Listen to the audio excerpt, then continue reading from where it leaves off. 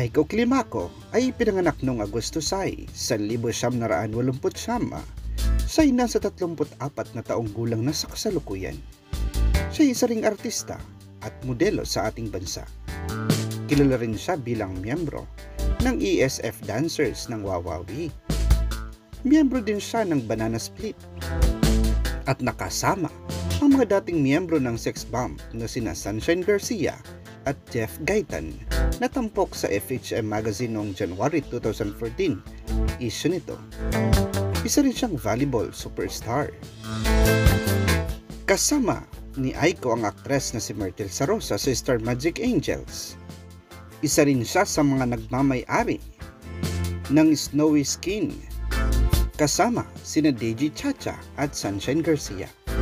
Ilan sa mga palabas pan-telebisyon na nagawa ni Aiko ay ang Maalaala Mo Kaya in VP bilang si Denden, Jan and Martian bilang si Lucy, Bagani bilang si Bebe, La Luna Sangre bilang si Feliz, Passion de Amor bilang si Marga Avellino at marami pang iba.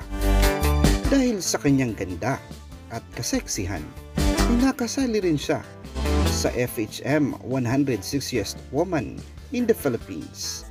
Noong 2014 ay nasa ika-32 ranggo siya at noong 2015 naman ay nasa ika-20 ranggo siya bilang pinaka may magandang hugis ng katawan sa buong bansa.